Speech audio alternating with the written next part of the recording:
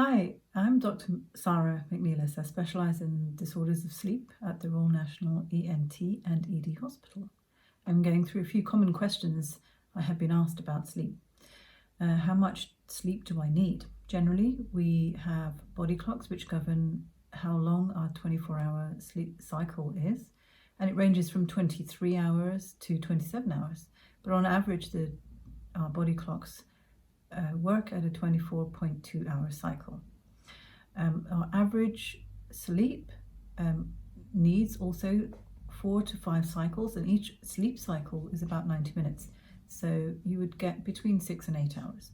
Now, if you are only getting 6 hours and you wake up not feeling refreshed, you should increase your sleep time by 15 minutes until you get to an amount which gives you restful sleep and ability to feel alert in the morning. One of the other questions I'm asked is, what should I do if I can't get off to sleep? Most people fall asleep within 15 minutes of lying down in their beds. If you can't fall asleep in this time, then you should look at your sleep routine. Are you going to bed when you are sleepy?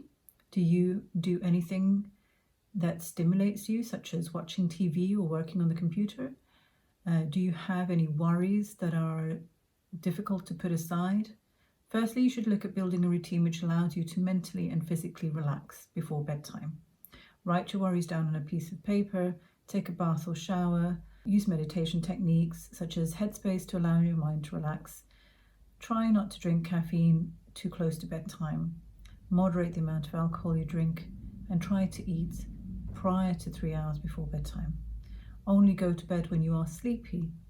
You are allowed to read in bed, but avoid other stimulating activities. One of the other things I'm asked is, what should I do if I wake up in the night and cannot get off to sleep? Generally, most people can get back to sleep within 5 to 15 minutes of waking in the night.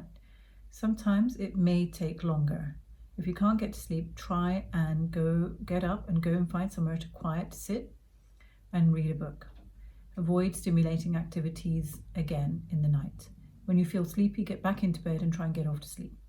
You have to do this each time you're woken and unable to get back to sleep within 15 minutes.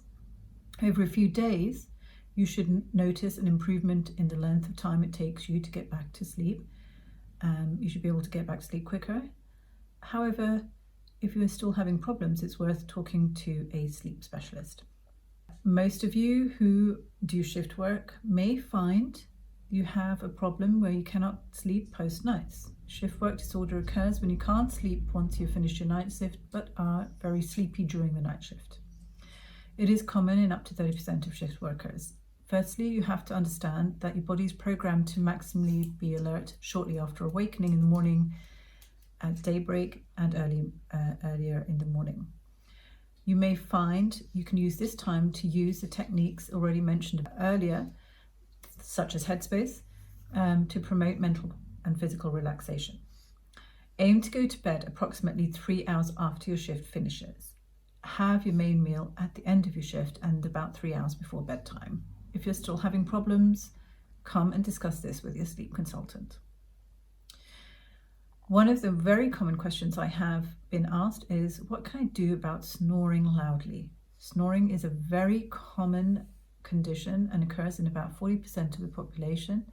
Men tend to snore more than women, and this is because snoring occurs when the airflow through your nose and mouth is turbulent and causes vibration of all the structures in the throat. Snoring may be caused by nasal stuffiness or congestion, or at worst, sleep apnea. Initially, if you are predominantly sleeping on your back, try sleeping on your side by using a wedge pillow or a cushion to prevent you rolling onto your back. If you have nasal congestion due to allergies, come and see us to get a basic allergy testing and advice on how to change your environment.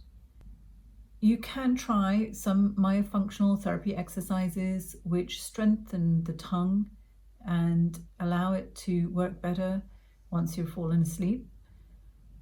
If you're overweight, then losing weight will improve your snoring. If you have tried all of these and yet still snore, then come and visit your sleep consultant. If you have breathing pauses as well as snoring, it is important to see your sleep consultant sooner rather than later. Thank you for watching that video. I really hope it helped. Check out the other videos that we've got. And again, as I said, if you're on my UCLH, check out the other links to resources that we've got. And if you've got any other ideas of content that you'd like us to produce with regard to helping you with health and wellbeing, please let me know, and stay well.